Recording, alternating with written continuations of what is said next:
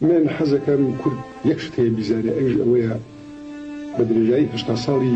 تەمەنی حکومرانی عێراق بەشی هەرە زۆری عەرەب یەکینە لەلا دروست کردووە بڵێن قەناعەتیان لەلا دروست کردووە لە عەقڵی عەرەبیە ئەوش ئەوەیە کە نایەڵن کوردستان شتی گەورەی تیا بێت لەبەرەوەی پیان وایە ئەگەر شتی گەورەی تیا بێت ئەوە بە بناغەی ئابووری دەوڵەتی سەربەخۆی کوردستان يعني مثلا طارق عزيز ليجي للجلسكان عباسي كم وكي يما السيجورتي سبب يوكا كتبنا يعني بخير بسبب منطقة نزاتي أو يكا يما كان تسمك لو تاني أو مشتك عليه واردات الزور تاني أقوان في بجنة الأمر أي امتياز من شيء لدولة الدراسة كان مقابل وكي احتراف كان مكان دروازي هنا في ولاية كتاب مكاتو أو شكل العراق جاء منه العقل العربية من نالغة معنا باش زور يعني كان وياك كربونا بقدر سر كردستان لبرو في بكرة سر كردستان بعملي أو أنا بناغي اقتصادي كردستاني سربخو بزكاة وقتی خوی او طالاوغاي نوتيك لبيجيا